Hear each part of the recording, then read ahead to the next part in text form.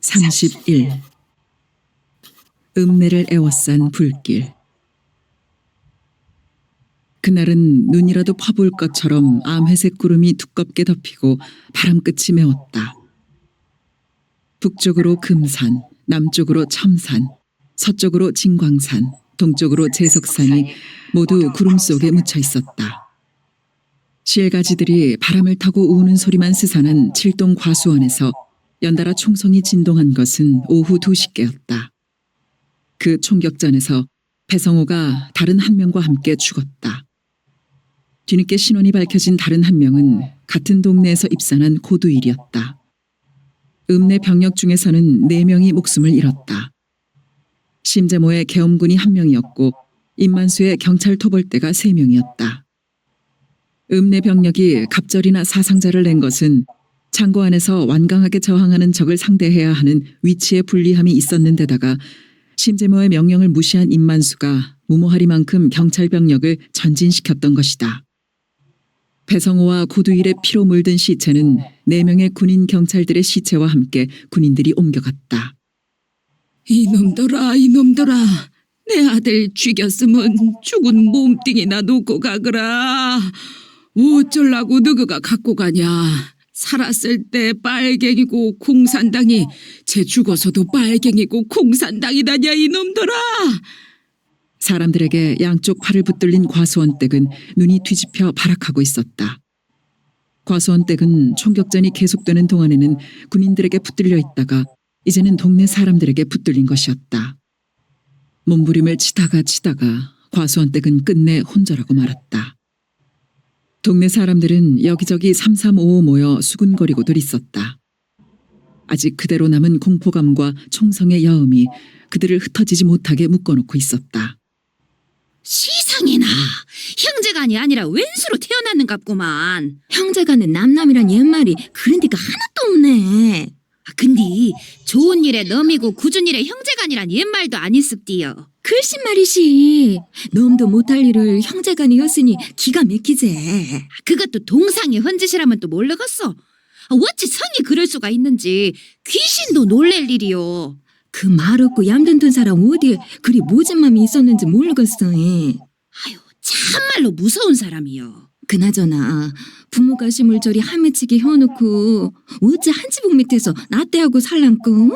그까진 거 걱정이었음사 동생 죽일 일 꿈이었겠어. 어찌 그리 모진 짓을 했을까?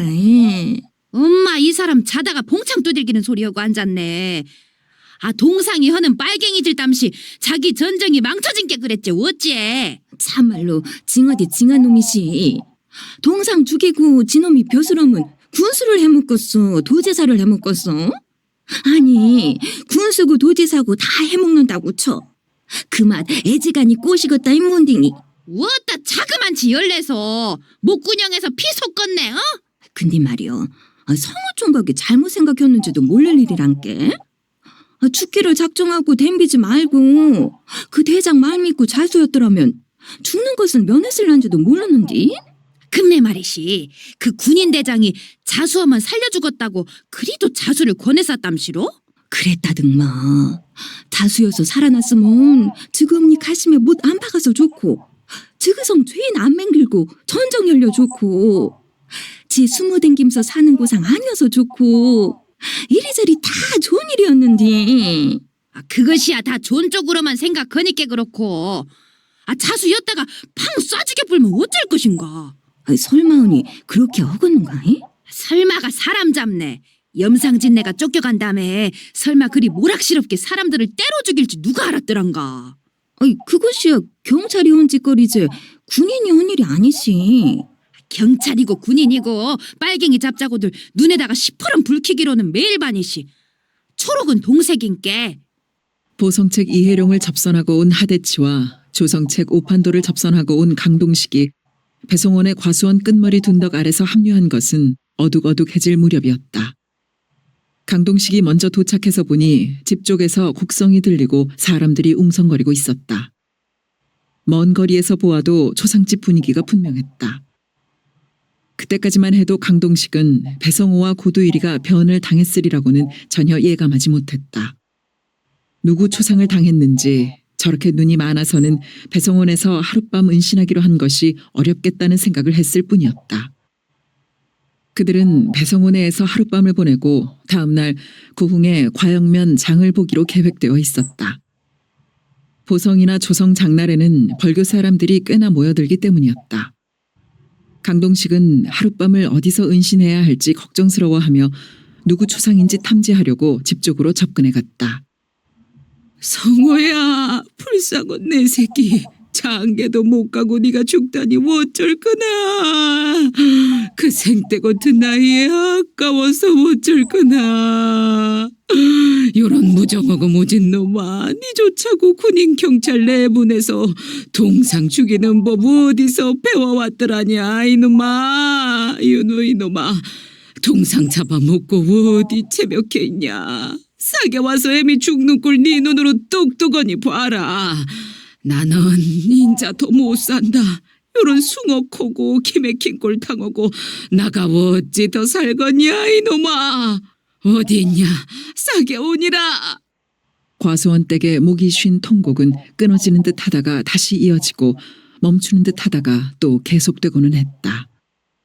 어쩌? 강동식의 간추린 말을 듣는 순간 하대치는 자신들의 처한 입장도 잊은 듯 버럭 소리쳤다. 하대치는 자신의 목소리에 흠칫 놀랐고 강동식은 하대치를 향해 눈을 부릅떴다. 참말로 배돼지를 터쳐 죽여 배창씨를 나뭇가지에 넣어 까마구가 뜯어먹게 해야 할 놈이다. 배성호가 고두일이고 아깝고 불쌍해서 어찌할 거나. 하대치는 끓어오르는 분노를 억제하느라 주먹을 부르쥐며 떨었다. 우리가 여기 이러고 있을 때가 아니시. 남은 일을 어쩔 것인지 정하고 얼른 요거를 뜨세. 강동식이 초조하게 말했다.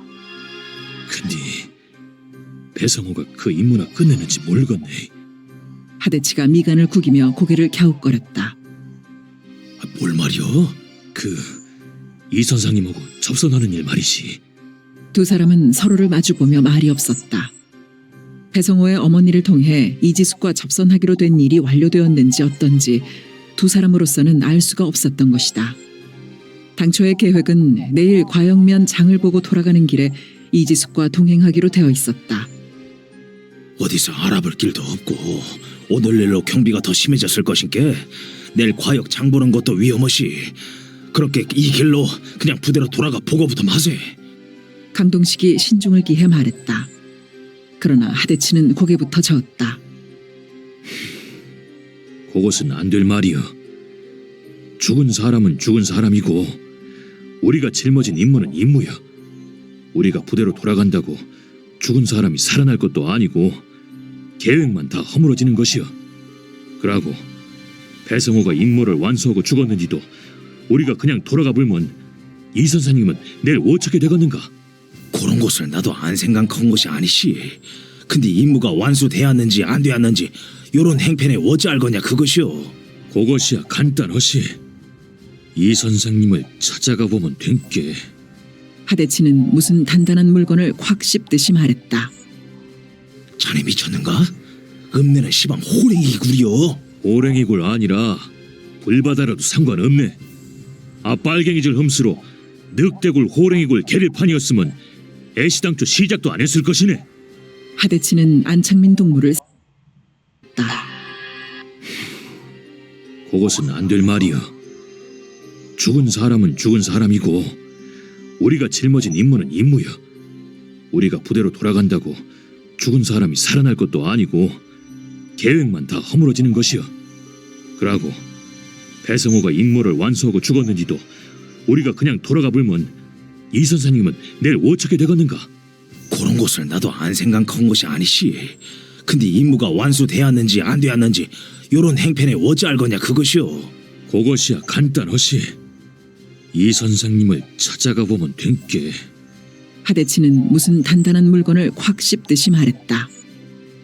자네 미쳤는가? 읍내는 시방 호랭이구려. 호랭이굴 아니라 불바다라도 상관없네.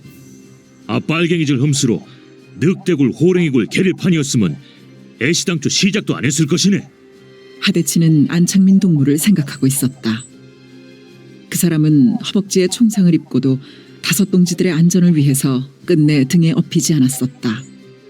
그때 그 사람은 말했었다. 빨갱이는 이 정도로 죽지 않소. 그리고 꼭 살아서 본부로 돌아갈 테니 걱정 말라고 했다. 그 약골로 생긴 사람은 결국 살아서 돌아왔다. 전부터 안창민을 대하면 사람이 힘만으로는 사라지는 것이 아니라는 것을 느끼고는 했는데 그 일이 있은 다음부터는 그 사람을 염상진 대장과 똑같이 우러르지 않을 수가 없었다. 나 혼자 갈 것인께 이따 만내세. 만낼 장소를 정하세. 자네 참말로 미쳤네. 위험한 일을 혼자서 어떻게 가? 한군에 가야지. 경비가 심할수록 각계 행동하라는 대장님 가르침을 자네 잊어버렸는가? 강동식은 더 할 말이 없었다. 배성호의 형 배윤호는 읍사무소에 앉아 호족부를 들추게 될 때마다 자신의 앞에 탱자 울타리가 막아서곤 하는 것을 느껴야 했다. 탱자나무 가지마다 촘촘히 박힌 그 억센 가시들을 뚫고 나갈 수도 뛰어넘을 수도 없었다. 그렇다고 호족부의 기록을 남몰래 지울 수도 없는 일이었다. 그것이야말로 스스로 무덤을 파는 어리석은 짓이었다. 눈이 한둘이 아니었던 것이다. 동생이 죽어 없어졌다면 또 모를 일이었다. 그놈 때문에 결국 내 인생은 망쳐지고 말 것이다. 날이 갈수록 그 강박감은 심해져 갈 뿐이었다. 여느 날과 마찬가지로 그는 자전거를 타고 집으로 점심을 먹으러 갔다. 그런데 대문을 들어섰던 그는 함지박을 들고 무엇에 쫓기듯 허둥지둥 창고로 들어가는 어머니를 목격했다. 함지박에 든 것이 음식이라는 것쯤 먼 발치에서도 대뜸 알아차릴 수 있었다. 창고와 음식과 어머니의 행동, 그는 사태를 직감했다. 창고로 접근했다. 직감은 틀림이 없었다. 그는 자전거를 되집어 타고 읍내로 달리기 시작했다. 다음 날 점심 무렵 손승호가 심재모의 사무실로 뛰어들듯이 했다. 저게 도대체 무슨 짓이오? 나는 당신이 저 정도밖에 안 되는 줄을 몰랐소. 손승호의 마른 얼굴은 창백했고 입술은 부들부들 떨리고 있었다. 손 선생님, 진정하시고 잠깐 앉으세요. 심재모가 괴로운 듯한 얼굴을 숙이며 의자에서 천천히 일어섰다. 당장 조처하시오. 손승호의 목소리가 갈라져 나왔다. 난 군인의 몸이요. 심재모가 딱딱하게 굳은 얼굴로 말했다. 그는 손승호를 응시하고 있었다. 그의 눈을 맞춰다보고 있던 손승호의 어깨가 젖어내렸다. 고개가 떨구어졌다. 손승호는 들어올 때의 기세와는 정반대의 무거운 걸음걸이로 사무실을 나갔다. 역전마당 한옆으로 두 구의 시체가 거적 위에 누워 있었다. 그 양쪽 옆에 총을 맨 경찰이 서 있었다. 오가는 사람들은 상을 찌푸리거나 혀를 차며 빠른 걸음으로 지나쳤고 그 앞에서 걸음을 멈추는 사람은 드물었다. 조무래기들만이 쭈뼛거리고 멈칫거리는 몸짓들을 지으며 멀찍이 배돌 뿐이었다. 구름 낀 겨울밤의 어둠은 먹물이었다. 세 개의 어둠 덩어리가 오금제를 넘어가고 있었다.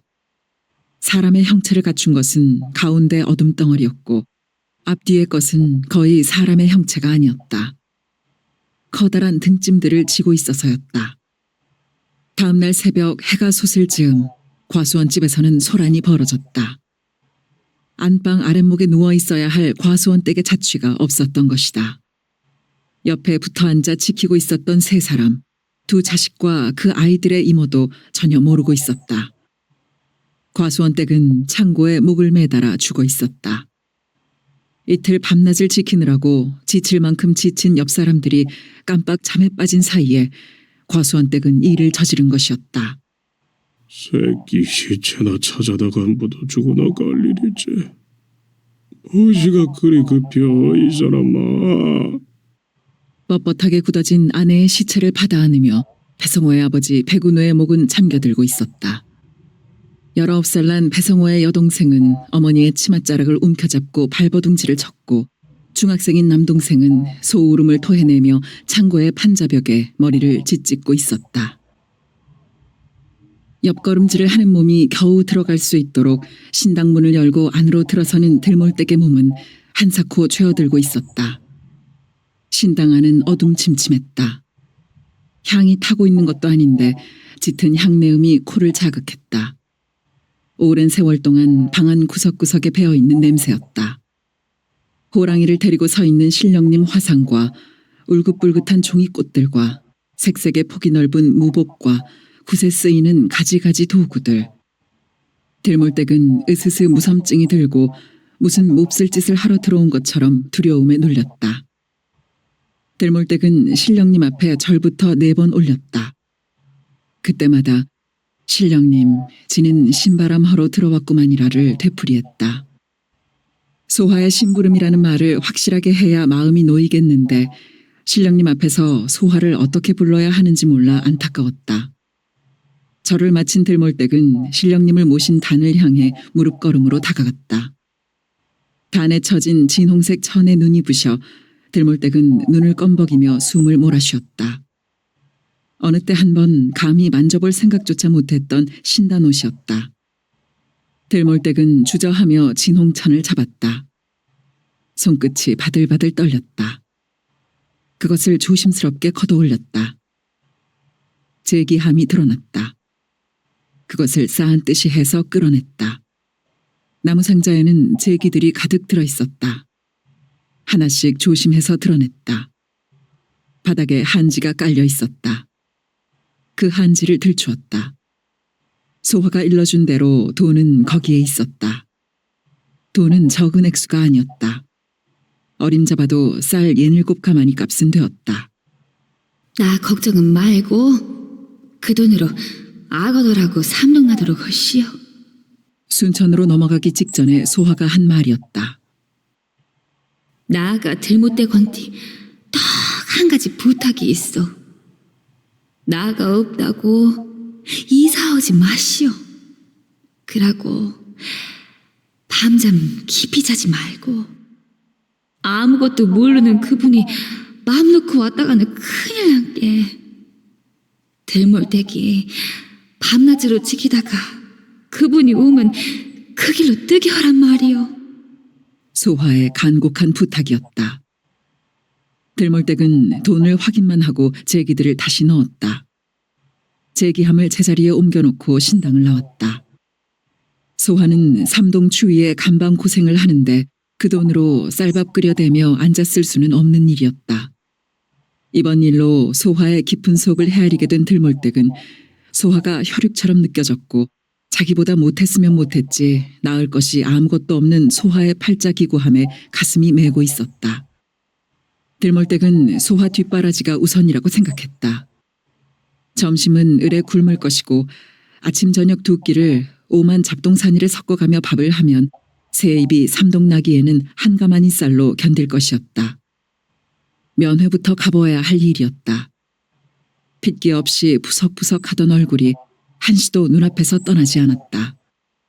들몰댁은 술도가집을 찾아가기로 했다. 길도 서투르고 한데 나간댁과 면회를 함께 간다면 여러모로 좋을 것 같은 생각이 들었던 것이다. 아들 외삼촌이 다 일을 맡아 얹게 나는 모르겠어. 하고 그 무당일로 앞으로는 날 찾아오지 마시오. 당자 오고 다 한 말이 있은께. 술도가집 안주인은 그대로 얼음덩이였다. 들몰댁은 말 한마디 더 건네보지 못하고 물러났다. 당자인 소화와 무슨 말을 한 것일까? 외삼촌이라는 사람이 소화의 일도 함께 도와주는 것일까? 다 물어서 대답을 듣고 싶은 말이었지만 그 범접할 수 없도록 냉담한 태도에 눌려 입을 열지 못하고 말았다. 무슨 까닭인지 소화가 더욱 불쌍하고 딱하다는 생각이 자꾸만 가슴에 서려들었고 낳아서 서럽고 키우면서 더 깊어질 서러움인데 어차피 지워지기 잘한 자식이라는 생각이 들었다. 그리야 애시당초 맺어질 인연이 아니었지.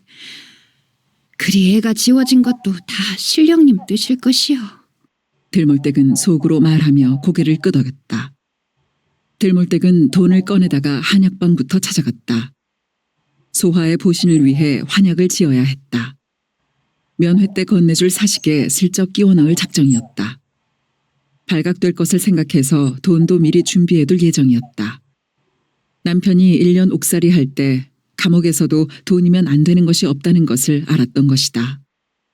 한약방에서 순서를 기다리던 들몰댁은 두 여자가 수군거리는 소리에 귀를 기울이게 되었다. 회정리 3구 외서댁? 그렇단께? 참말로 청년단장 애기까? 장본인이 헛말이라는데? 썩을 놈. 빨갱이 마누래라고 지멋대로 였으면 아가리나 닥칠 일이지. 그놈이 지명에 못 죽으려고 환장을 한 것이지. 그 남편 강동식이란 사람이 마누래를 끔찍하니 생각했는디다가 사람도 보통 얘기가 아니라는데 지 마누래 배에 씨 뿌린 것 알면 그놈을 가만 두겠는가? 그것이야.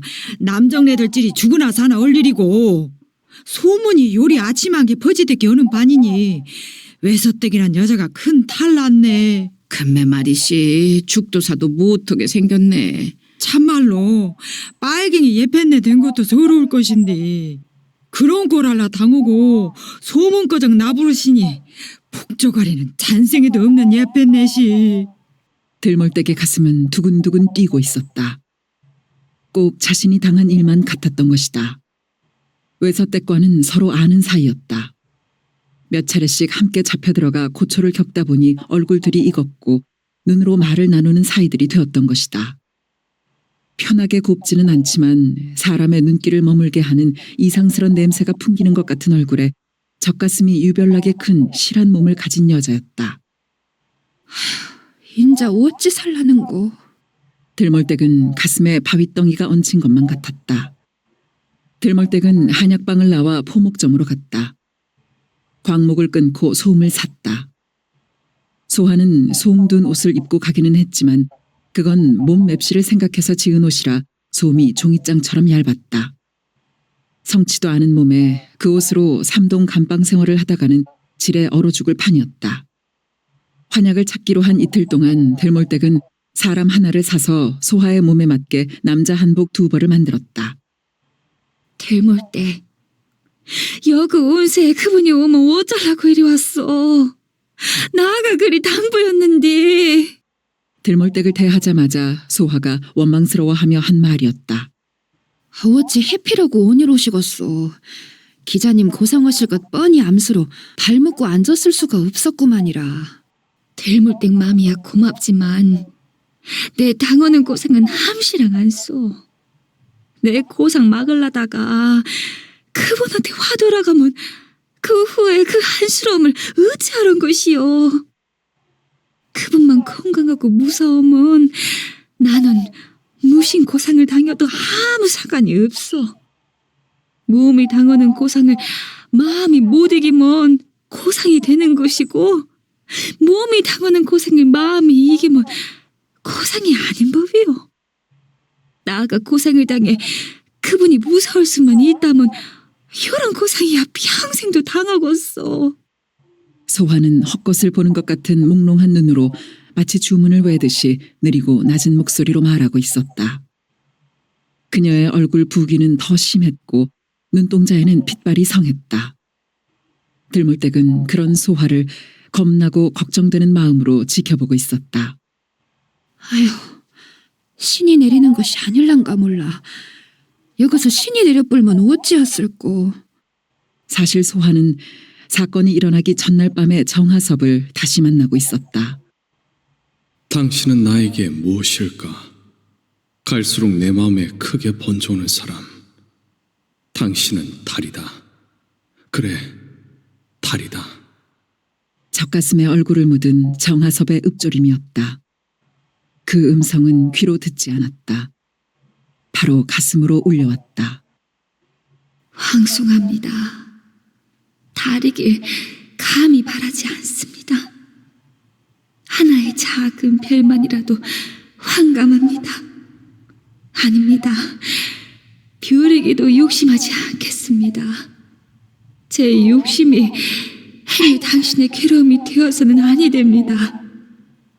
일순 스쳐 지나가는 구름이고 바람이어도 좋겠던 것을 당신은 제게 빗방울까지 만들어주셨습니다.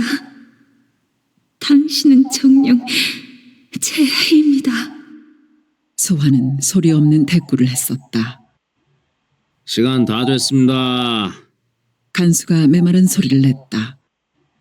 들몰 때 다시는 오지 마시오.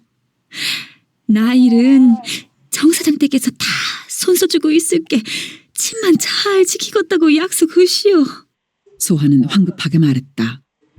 그때서야 제정신으로 돌아온 것 같았다. 명심하겠구만이라. 끼니 때마동 약 드시는 거 걸르지 마시오. 열알석이요. 들몰댁은 아까 했던 말을 다시 다짐했다. 고맙소. 들몰 때. 눈물이 크렁한 눈으로 소화가 돌아섰다. 소화의 모습이 문 밖으로 없어져 버린 다음에도 들몰댁은 그 자리에 한참이나 서 있었다. 들몰댁은 역을 향해 바쁜 걸음을 옮겨 놓으며 술도가집 찾아갔던 이야기를 하지 않은 것은 잘한 일이라고 생각하고 있었다. 그리고 정하섭을 향한 소화의 마음에 대해서는 춘향이 넋이로시. 그 말 밖에는 달리 할 말이 없었다. 마삼수, 노덕보, 김복동은 이른 저녁들을 마치고 강동기네 아랫방으로 모여들었다. 정 사장네 집을 때려 부순 손해배상금 장만을 위해서였다. 정 사장 처남의 치료비는 1차로 장만해서 전했던 것이다. 내 몫으로 분담하기로 한 그 돈도 꼼짝없이 빚을 낸 것이었다. 쌀 닭가마니 값을 빚내 고스란히 갖다 바치며 그들의 속은 하나같이 쓰리고 아렸다. 한 사람 앞에 한 가마니 2말 닷대의 쌀, 이런저런 잡곡을 섞어 고구마밥, 무밥, 콩나물밥 등속으로 끓이면 그건 새끼들하고 반 겨울을 날 수 있는 양이었고 시래기죽만 끓인다면 온 겨울도 날 수 있는 양이었던 것이다. 살 좀 베어내는 것 같은 돈을 당당하지도 못하게 넘겨주고 돌아선 그들은 홧김에 소잡아 먹은 후회를 씹고 씹으며 참담한 심정으로 도래등을 넘어섰던 것이다. 그때까지 서로 말 한마디 나누지 않은 그들은 동네 어귀에 이르러 약속이나 한 것처럼 주막으로 줄줄이 들어갔다. 그 빚돈도 쉽게 낸 것이 아니었다. 가진 것이라고는 다 헐고 낡은 오두막집이 한 채씩일 뿐 땅 한 뙑이 없는 그들에게 돈 가진 사람 그 누구도 빚을 주려 하지 않았다. 더구나 그 돈이 지주한테 횡포를 저지르고 그 배상금으로 쓰일 것이라는 데 문제가 있었다. 돈 가진 사람들이 대부분 지주인 형편에 그들은 이미 상전을 몰라보고 나댄 싸가지 없는 것들로 돈 분주인 사람들의 눈밖에 나 있었던 것이다.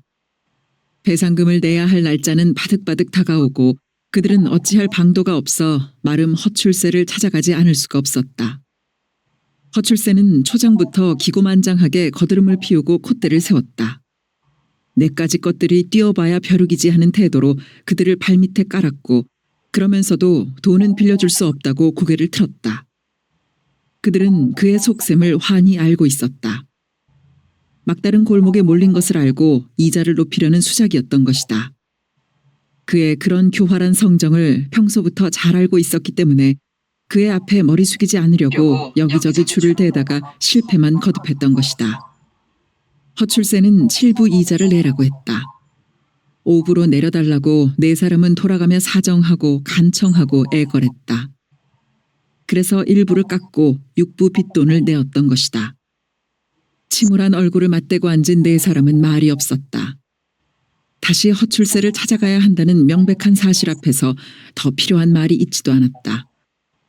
집을 파손한 배상금은 쌀 3가마니 값이 다 되었다. 정확하게 계산하면 3가마니에서 한 말이 빠지는 돈이었다. 심사령관은 치료비와 수리비를 한꺼번에 배상한다는 것은 무리이므로 일주일 간격으로 나눠서 한다는 합의서에 정 사장이 도장을 누르도록 해주었던 것이다. 이자가 불어나는 것을 생각하면 하루가 지나는 것이 무서운 그들에게 일주일의 여유란 여간 고마운 것이 아니었다. 그런데 그들이 침울한 것은 또 돈을 빌리러 가야 된다는 것 때문만이 아니었다. 그들이 은근히 기대했던 일이 여지없이 깨지고 말았던 것이다. 치료비를 배상하고 난 그들은 속이 쓰리고 아려 견딜 수가 없는데 또 며칠 후에 수리비 줄 생각을 하면 밤잠이 안 오고 배창자가 비비 꼬일 지경이었다. 그런데다가 마누라들까지 고시랑거리기 시작했다. 이미 유치장에 갇혔을 때 고기 반찬에 사식을 날라오던 마누라들은 아니었다. 남편들이 유치장에 갇혔을 때는 때 묻은 속고까지 팔아서라도 징역살이 시키지 않으리라 마음을 다졌고 진정서에 도장을 받을 때는 발바닥에 물집이 잡히는 줄도 모르고 미친 듯이 동네마다 쏘다녔고 합의가 이루어져 풀려나게 되자 그 조건에 그저 감지덕지했던 것이다. 그런데 시간이 흐름에 따라 차츰차츰 마음이 변해가기 시작했다. 그러는 동안 정하섭의 사건이 발생하고 정 사장이 잡혀 들어가고 마침내 재판소로 넘어가고 말았다. 정 사장이 유치장에 갇혀 있을 때만 해도 그들은 그저 속 시원해하고 고소해한 정도였다. 그런데 뜻밖에도 재판소로 넘겨지자 그들의 마음은 돌변하게 되었다. 어떻게 우물쭈물해서 수리비를 물어주지 않아도 되지 않을까? 그들 넷의 생각은 한치의 틈도 없이 일치했다. 아니, 마누라들까지 합쳐서 8사람의 마음은 떡판으로 찍어낸 떡이었다. 그리하여 그들 내외들은 수리비 배상을 모면할 수 있는 방법을 궁리해내기 위해 머리들을 싸맸다. 이러저러한 말들이 수없이 오갔지만 이거다 싶은 묘책은 쉽사리 찾아지지 않았다. 2, 3일 궁리 끝에 한 가지 방법으로 의견이 모아졌다. 나간댁을 찾아가 잘못을 빌고 수리비를 면하게 해달라고 사정을 하자는 것이었다. 나간댁은 남편 정 사장보다야 심성이 낮고 남편이 재판소로 넘어가 겁먹고 기죽어 있는 형편이니 의외로 쉽게 말이 먹혀들지도 모른다는 계산 속을 가지고 있었다. 물론 그래서 안 되면 괜히 빈 것만 손해고 더 속이 뒤집혀 어찌 살겠느냐 하는 반대 의사가 안 나온 것도 아니었다. 그러나 다른 뾰족한 방법이 없는 판에 믿져봐야 본전이라는 배심을 부리게 되었다. 불난 집에 부채질 하는 것인가? 그 꼬라지들 꿈에라도 보기 싫은께 썩 물러나! 남편이 재판소로 넘어가 나간댁은 겁먹고 기죽어 있는 것이 아니었다. 오히려 도고르고 삼해져 있었다. 그들은 그것만으로 끝날 수는 없었다. 또 머리를 맞댄 끝에 젊은 군인 대장을 생각해냈다. 큰 키에 깡마른 얼굴이 엄하고 차게 보였지만 자신들의 편을 들어준 것을 보면 인정이 깊고 마음씨가 좋은 것이 분명했다. 육부 빚을 내서 배상금을 물어야 하는 자신들의 어려운 사정을 하소연하면 그 젊은 대장은 틀림없이 어려움을 해결해 줄 것이다. 그 대장이 명령을 한마디만 내리기만 하면 빨갱이 아들 문제에 걸려있는 나간댁은 찍소리 한번 못하고 말 것이다. 그들은 나간댁을 찾아갈 때와는 다르게 약간씩 더듬거리고 머뭇거려지는 걸음걸이로 군인 대장을 찾아가게 되었다. 여러분들의 어려운 사정과 여러분들이 잘못을 저질러 합의서에 도장을 찍은 것과는 별개의 문제입니다. 만약 여러분들이 합의서 내용대로 책임 완수를 하지 않는 경우 여러분들은 원점으로 돌아가 여러분의 죄를 재판받게 된다는 것을 잊지 마십시오. 손해배상금은 합의서에 적힌 날짜를 하루도 어김없이 지불해야 합니다. 군인 대장은 인상대로 엄하고 차가웠다. 2번을 실패한 그들에게 수리비를 모면할 길은 더는 없었다. 다시 허출세를 찾아갈 일만 남아있었다. 또 허출세 그놈 부자로 출세시키게 슬슬 일어를 나세. 담배를 잉끄려 끈 마삼수가 기지개를 켜며 목소리를 길게 느렸다. 네 김이 얼것. 나가 그때 어찌 참지를 못하고 대가리를 치받고 들었는지 이놈의 모강댕이를 작두에대고 착 쳐불고 잡은 생각이 하루 이틀 12번도 더 든단 말이오. 김복동이 휴 한숨을 토해냈다. 와, 땀이 구들짝 무너지겠네. 노독보가 마땅찮은 얼굴로 내질렀다. 그래도 싼 맛이야. 성님이 질 옹골지게 바슴수로 뭘 그래요. 코피 탱 풀어 던짐수로 번개치대기 박치기 오고 들어가는 것이 지금도 눈에 선어요. 그 꼬신맛 생각함수로 죽은 자석 봉하는 고만 만지작이시오. 마삼수가 그동안 몇 번이고 했던 말을 되씹으며 느물거렸다. 씨발놈의 것. 하늘하고 땅이 딱 붙어 맷돌질이나 타글다글 해뿌렸으면 속이 시원하겠다. 김복동이가 성깔을 부렸다. 오호, 오기 부리지 마시오. 나사 안직도 10%는 청춘인데 요대로 죽어보이기는 억울해요. 우리 같은 놈들도 활개치고 살 시상이 올란지도 모른게 당장은 고상스럽고 숨맥혀도 나는 조금 더 살아봐야 쓰겄단께요. 마삼수의 옹이박인 느물거림이었다. 근데 말이여, 염상진이가 쫓겨가기 직전에 지주들 땅을 다 뺏어갖고 농지분배를 실시하겠다고 발표하지 않았던감? 그 사람이 쫓겨가지 않았었으면 참말로 지주 땅 다 앞에서 우리 같은 것들한테 농토를 골고루 갈라줬을란가? 노덕보가 밑도 끝도 없는 말을 청승스럽게 하고 있었다. 참말로 귀신 씨나라 까무는 소리 앵간히 헛시오. 마삼수가 핀잔을 주며 담배 쌈지를 끌어당겼다. 그것이 무슨 귀신 씨나라 까먹는 소리여. 째껴가지만 안 했으면서 그 사람은 영축 없이 그리였을 사람이시. 김복동이 앉음새를 고치며 이야기거리를 잡았다는 듯 눈을 빛냈다. 아 그리오고 안 오고는 쬐껴가지 않은 다음에 따져볼 문제고 쬐껴가본 마당에 그런 소리 하는 것이 귀신 씨나라 까먹는 소리가 아니고 뭐요. 마삼수는 한심스럽다는 듯 혀를 차댔다. 정작 귀신 씨나라 까먹는 소리는 지금들 하고 있는 말이 전부 다요. 징역살이 하고 싶지 않으면 염상진이 말은 꺼내들 말아야어. 여지껏 한마디도 없이 앉아있던 강동기가 화라도 난 것처럼 거칠게 말을 내뱉으며 일어섰다. 세 사람도 따라 일어났다. 그들 앞에는 또 허출세를 찾아가야 하는 현실이 있을 뿐이었다. 그들은 침울하게 문지방을 차례로 넘어섰다. 남원장 큰 방에는 걸직한 술판이 벌어져 있었다. 읍장 이병주를 중심으로 최익달, 윤삼걸이 앉았고 맞은편에는 신임 세무서장 최익도와 신임 금융조합장 유주상이 자리 잡고 있었다. 술상에는 가지가지 음식들이 자리다툼을 벌이며 상머리까지 그득하게 차 있었고 손님들 옆에는 제각기 색깔과 무늬가 다른 한복을 입은 기생들이 맵시 다툼을 하듯 분내음들을 진하게 풍기고 있었고 윗목 쪽으로는 술맛 돋우는데 어서 쓰이기를 고대하며 소리북과 가야금, 장구가 나란히 숨죽이고 있었다.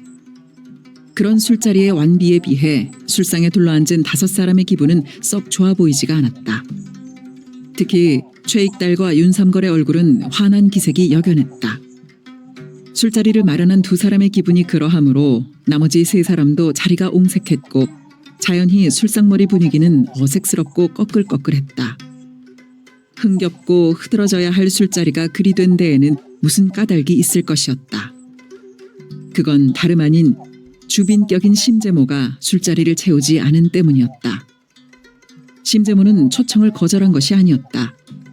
예정된 공무집행 관계로 초청에 응할 수 없음을 분명히 밝혔고 초청을 고맙게 생각한다는 인사까지 정중하게 했다.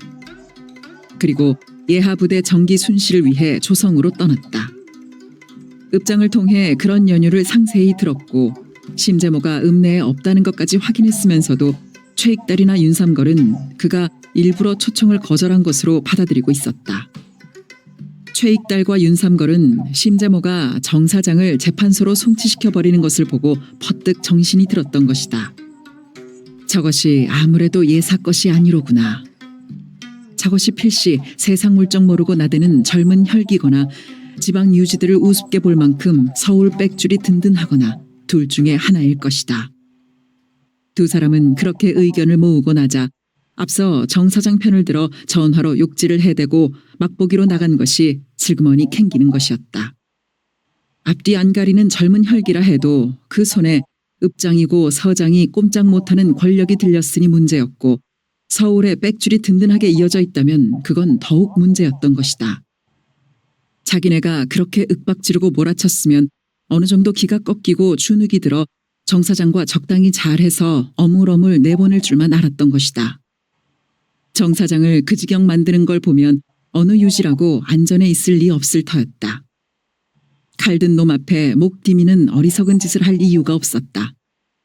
어떻게 자연스러운 술자리를 꾸밀 것인지 살피고 있는데 마침 과수원집 사건이 터졌다. 빨갱이를 2이나 사살한 전과와 노고를 축하하고 격려하기 위하여 술자리를 자연스럽게 벌이기에는 안성맞춤이 아닐 수 없었다. 거기다가 신임 세무서장과 금융조합장의 친목도모까지 덧붙였던 것이다. 그런데 심재모는 당장 빨갱이가 몰아닥치는 것도 아닌데 공무를 빙자해서 초청을 거절해버렸던 것이다. 2사람은 치솟는 성질대로 하자면 술자리 약속을 10번이라도 걷어치우고 싶었다.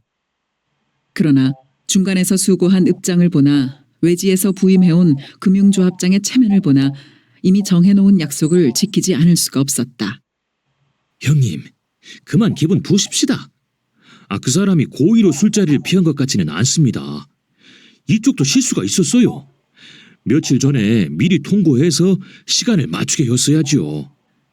어찌 보면 젊은 사람이 신통하지 않습니까?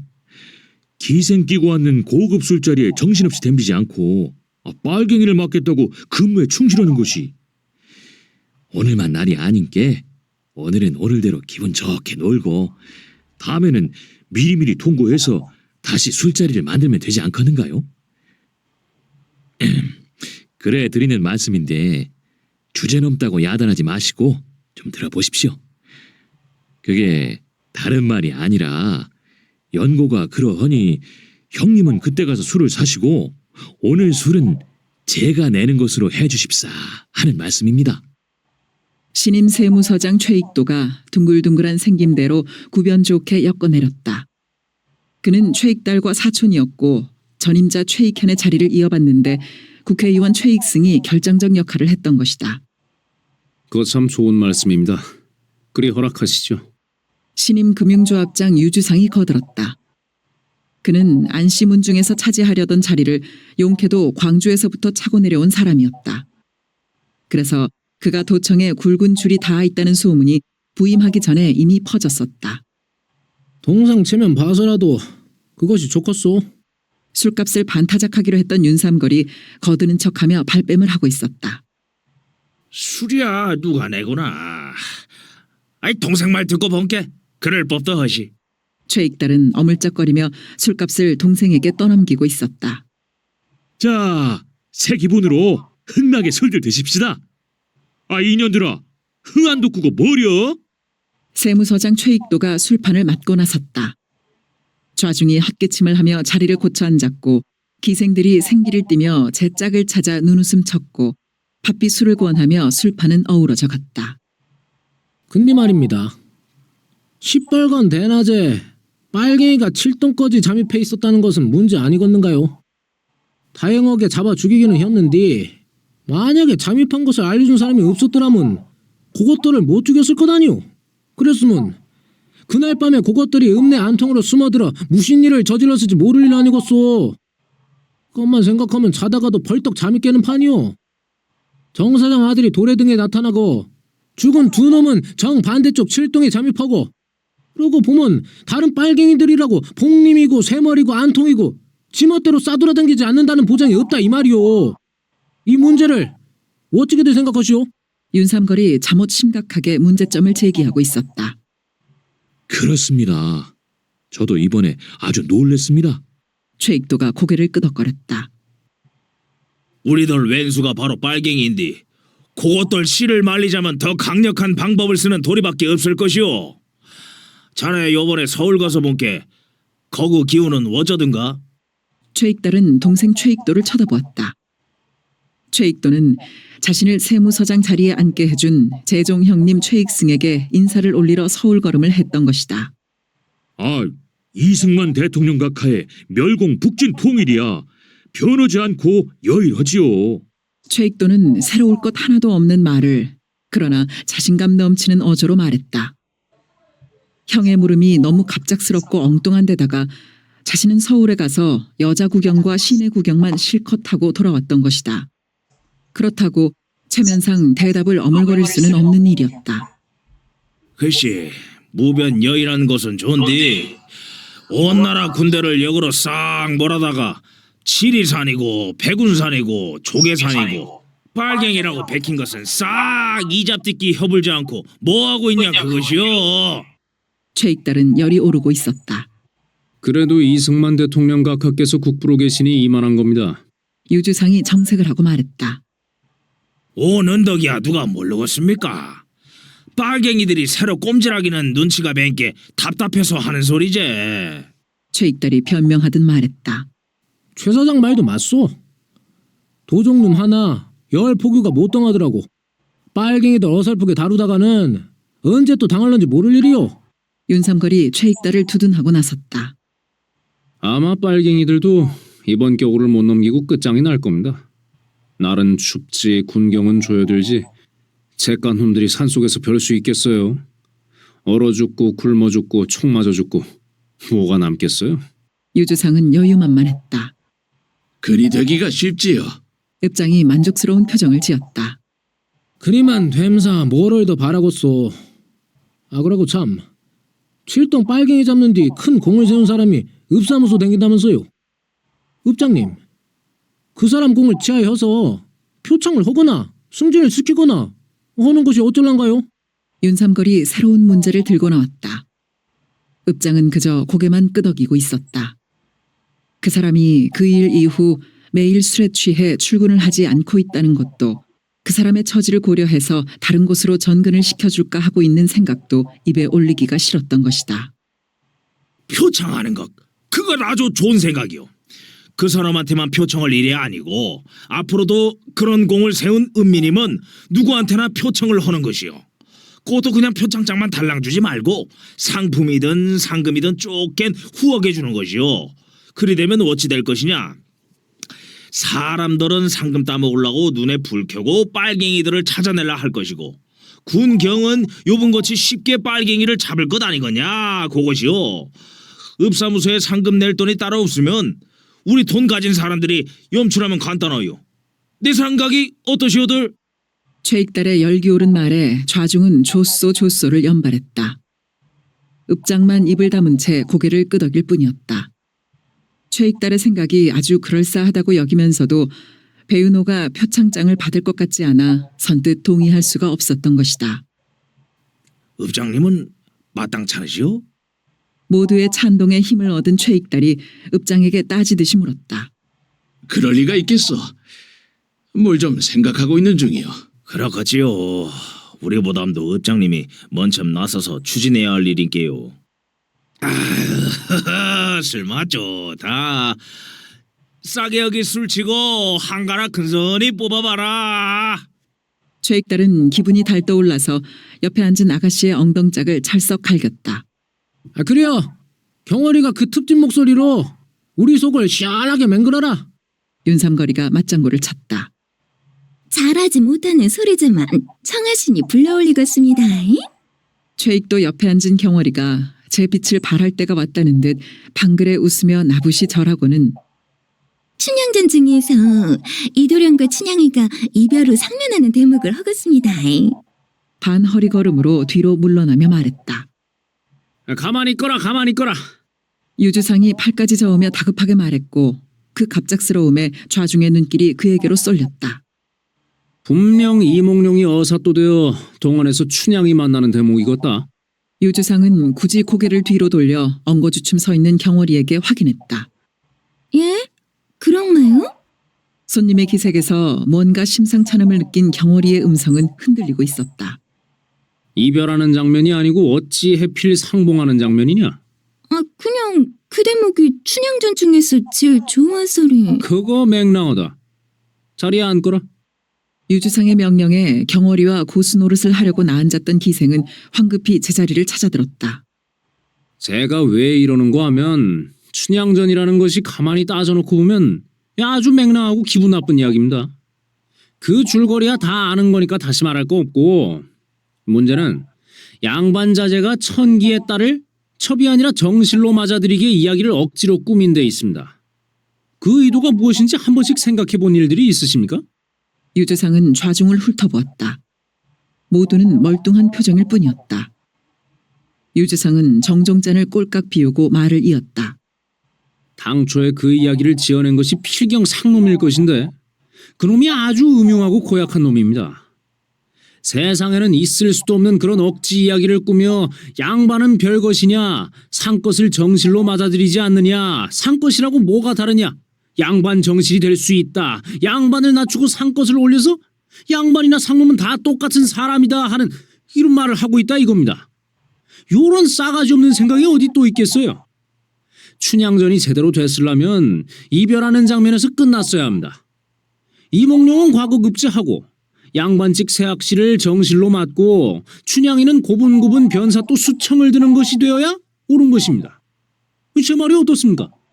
유주상은 득이에 찬 얼굴로 좌중을 훑어보았고 고개를 약간씩 수그린 아가씨들은 편하지 않게 입술들을 삐죽이고 있었다. 그거 참 듣고 본 게 그러시? 쌍것들 버르장머리 없게 맹근 것이 바로 춘향전일세 그랴. 어허, 천하의 요성하고 고약한 것. 다시는 춘향전 안 들어야겠다. 그들은 진정으로 깨달았다는 듯한 표정들로 한마디씩 했다. 니도 그런 엉큼한만 품고 맨날 춘향녀만 불러댔냐? 윤삼거리가 느닷없이 소리질렀다. 아니라 아니구만요. 그냥 아는 것이 그것뿐이라. 경월이는 말을 더듬거렸다. 춘향전 말고 적벽부 중에서 조조병사 패하는 대목을 불러라. 조조병사 패하는 것을 빨갱이 패하는 것으로 생각하고 듣자. 유주상이 말했고 좌중은 그 희한한 생각에 유쾌한 동의를 표했다. 그것은 부를지 몰랐는데요. 경월이는 죄진 몸짓으로 말했다. 그러면서 속으로는 나가 알더라도 안 부를 것임만 반항하고 있었다. 누구 부를 사람 없냐? 유주상의 말에 아가씨들은 고개만 숙이고 있었다. 알겠다. 아휴, 아무도 할 만한 애들이 없는 모양인데 그제 신용 소리지만 제가 한번 불러보면 어떨까요? 유주상이 자청하고 나섰다. 좌중은 흥이 돋아 박수를 쳐댔다. 서민영에게 며칠간 집에 다녀오겠다고 양해를 받고 벌교를 떠난 이지숙은 사흘 만에 돌아왔다. 기차를 타고 떠난 그녀는 기차로 돌아왔다. 그녀가 역을 떠날 때 마당 한쪽에 누워 얼고 있던 두구의 시체는 그녀가 돌아왔을 때는 어디로인지 치워지고 없었다.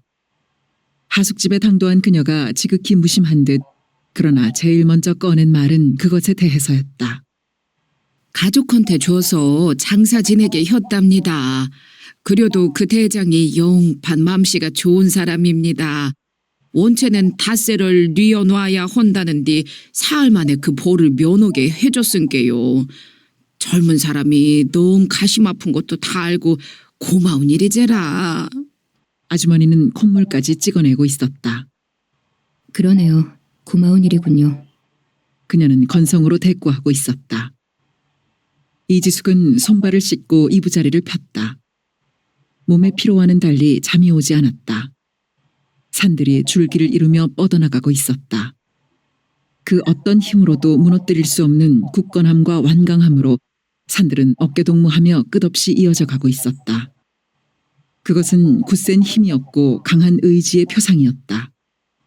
그리고 그것은 고난과 승리의 상징이었다. 산들의 끝없는 어깨동무는 높은 봉우리, 더 높은 봉우리를 향하여 이어지고 있었다. 더 이상 높을 수 없는 마지막 봉우리를 이루기 위하여 무수한 산들이 어깨동무하며 견디어내는 고난의 인내. 그것은 바로 혁명의 승리가 어떻게 얻어지는가를 보여주는 일깨움이었다. 그 산 속에 산의 의미를 깨달은 인간의 산들이 있었다.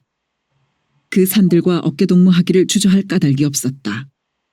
이지숙은 우람한 산들을 가슴에 담아왔고 다시 그 힘과 의지를 감동으로 음미하고 있었다. 이지숙은 안창민이 건강을 회복하고 있는 것이 무엇보다도 반갑고 기뻤다. 따로 고맙다는 말 하지 않겠소. 자신의 손을 잡고 안창민이 조용하게 말했다. 이지숙은 왈칵 부끄러움을 느꼈다. 안창민의 눈빛이나 어조는 염상진과 악수를 마치고 두 번째로 손을 맞잡았던 때의 의미가 아니었던 것이다. 이지숙은 자신도 모르게 염상진 쪽으로 고개를 돌렸다. 괜찮소. 얼마나 축하할 일이오. 염상진이 잔잔하게 웃음 띤 얼굴로 말했다. 그도 아까 이동무하며 손을 잡았을 때의 모습이 아니었다. 이지숙은 고개를 떨구었다. 걷잡을 수 없이 뜨거운 감정의 물결이 일고 있었다. 그것은 뜨거운 서러움이었고 뜨거운 아픔이었고 뜨거운 외로움이었다. 스스로에게 감추어오고 속여왔던 그런 감정들이 마침내 분출되고 있었던 것이다. 그 뜨거운 감정들이 눈물로 솟아 뚝뚝 떨어져 내렸다. 그것은 한 여자가 찾아 헤맨 마음자리를 적시는 걸음이었고 정의 시였다. 오늘부터 떠나는 날까지 안동무의 약다리는 권한을 이지숙 동무에게 인계하겠소. 염상진이 껄껄 웃으며 자리를 피했던 것이다. 이지숙이 순막에 머무르는 것을 아는 사람은 염상진, 안창민, 하대치, 강동식 넷뿐이었다. 그러나 이지숙은 대원들의 인적사항 일체를 확인했던 것이다. 느직한 아침을 먹은 이지숙이 한가로운 걸음걸이로 찾아간 곳은 책방이었다. 그녀는 이것저것 책을 골랐다. 그러나 그녀의 예리한 눈길은 순간순간 주인을 훑고 지나가고는 했다. 전부터 책방을 드나들었지만 주인은 얼굴 없는 사람일 뿐이었다. 그녀는 비로소 책방 주인이 아닌 문기수의 얼굴을 만들어가고 있었다. 그녀는 톨스토이의 인생 독본을 빼가지고 돌아섰다. 장사는 잘 되시나요? 말도 마시오. 빨갱이 등살에 장사고 무엇이고 굶어 죽게 생겼소. 주인은 책을 싸며 대꾸했다. 그 거침없는 말이 이지숙의 신경줄을 튕겼다. 그러나 이지숙은 더 입을 열지 않고 책을 받아가지고 돌아섰다. 주인은 전혀 자신을 알아보는 것 같지가 않았다. 이지숙은 그것이 다행이면서도 한편으로 미심쩍은 생각이 들었다. 병원 사건에 조금만 관심을 기울였어도 얼굴을 알아볼 텐데. 이지숙은 석연찮은 마음으로 책방을 나섰다. 이지숙은 그 길로 몇 군데 대원들의 집을 확인하기로 했다. 이지숙이 강동식의 아내 외서댁이 저수지에 투신했다는 소식을 들은 것은 다음 날 들모레서였다. 그 일대에 있는 대원들의 집을 확인해 나가고 있던 참이었다. 그곳은 외서댁의 친정마을 주변이었던 것이다. 이지숙은 외서댁이 투신에 이르게 된 연유까지 다 듣게 되었다. 염상구. 같은 형제간인데 어쩌면 그렇게 다를 수가 있는 것인지 이지숙으로서는 풀기 어려운 수수께끼 중에 하나였다. 용서할 수 없는 반동. 이지숙이 자신의 의식 속에 찍은 화인이었다. 외서댁은 동네 사람들의 손에 건져져 병원으로 옮겼는데 죽을지 살지는 아직 모른다는 것이었다. 이지숙은 일단 안도할 수 있었다. 외서댁이 숨 끊어진 시체로 건져진 것이 아님이 확실했고 약기운이 몸에 퍼지는 음독에 비해 그만큼 소생의 확률이 컸던 것이다. 외서댁을 저수지에서 건져내게 한 사람은 경우 바르고 마음 넓기로 이름난 왕주댁이었다. 청년 단원들의 입을 통해 퍼지기 시작한 외서댁에 대한 소문은 삽시간에 읍내 골목골목까지 다다랐다. 을에 그런 소문이 그렇듯이 읍내 강아지까지 다 알 지경에 이르렀는데도 당사자인 외서댁만 까맣게 모르고 있었다. 특히 여자들은 뒤에서 혀가 달아지도록 입방아를 찧어대다가도 당사자 앞에서는 시침을 뚝 떼고는 했다.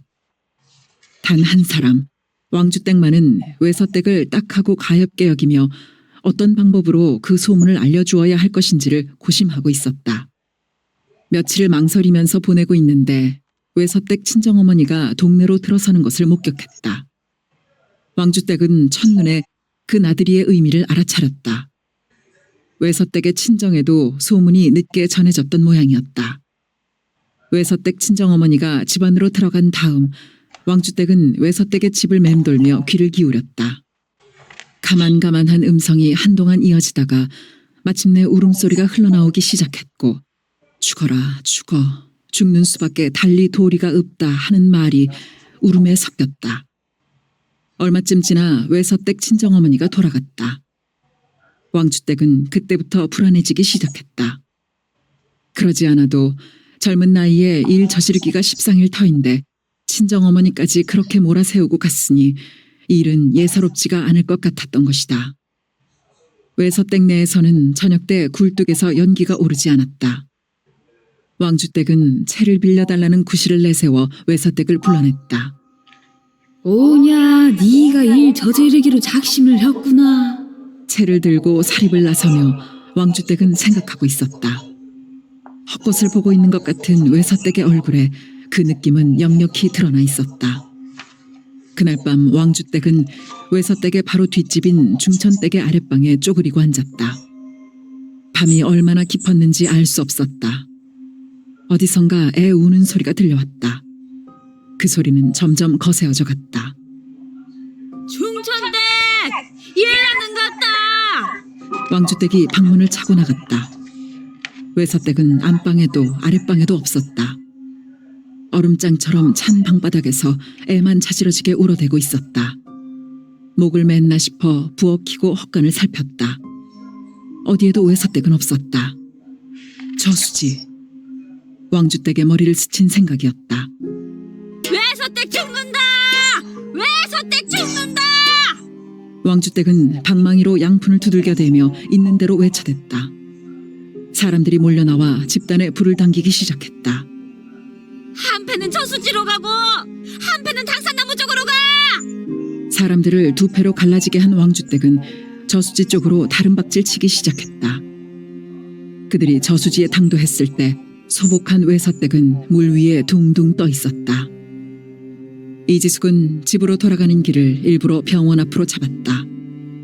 병원 가까이 있는 가게로 들어가 캐러멜을 사며 지나가는 말처럼 물었다. 누가 저수지에 빠졌다고 야단들이던데 그 여자 어떻게 됐어요? 야, 갱신이 살아나기는 여답디다. 근데 살아나면 뭐하겠어. 그런 팔자로 살아봤자 사나마나한 목심인디. 가게집 여자의 무심한 것 같은 말이 외서댁의 앞날을 결정짓는 불길한 점괘처럼 이지숙의 가슴을 찔러왔다. 외서댁도 그런 생각으로 또 죽으려 할지도 모른다는 생각이 이지숙의 머리를 스쳐갔다. 짧은 겨울 해는 노을을 남기는 일이 별로 없었다. 해가 서산에 기울면서 어둠이 밀려왔다. 어둠이 짙어져 가면 그 농도만큼 겨울 별들의 수도 늘어났다. 그리고 반짝임도 차게 맑았다. 겨울인데다가 통금이 실시되고 있어서 읍내의 밤은 더 빨리 시작되었다. 어둠과 별과 바람이 밤의 주인이 되었다. 저녁밥들이 거의 끝나가는 7시 무렵이었다. 저것이 뭐예요? 도깨비들도 아니고? 어느 행인이 걸음을 멈췄다. 아니, 저 짝에도 다른 행인이 손가락질했다. 아닌데? 저쪽에도 있는데? 또 다른 행인이 반대쪽을 가리켰다. 그리고 그들은 서로의 얼굴을 쳐다보며 입을 다물었다. 잠시 굳어진 듯 서 있던 그들은 뿔뿔이 흩어져 황급히 어둠 속으로 사라졌다. 진광산 상봉에 불길이 솟고 있었다. 금산 상봉에 불길이 솟고 있었다. 제석산 상봉에 불길이 솟고 있었다. 새 산봉우리에서 거의 동시에 타오르기 시작한 불길은 차츰차츰 크게 너훌거리고 높게 솟았다. 어둠이 짙은 만큼 불길의 자태는 명료했고 가까워 보였다. 행인들만 걸음을 멈추는 것이 아니었다. 집집마다 사람들이 마당으로 나서기 시작했다. 사람들은 침묵 속에서 진광산의 불길을, 금산의 불길을, 제석산의 불길을 따라 고개를 돌리고 있었다. 사람들은 말이 없는 속에서 알고 있었다. 그 불길들이 염상진 내의 것임을. 읍내를 에워싸듯 하고 있는 불길의 기세에 읍내가 문득문득 밝아지는 듯 싶었다. 불길은 기세만큼의 함성을 지르는 것도 같았다.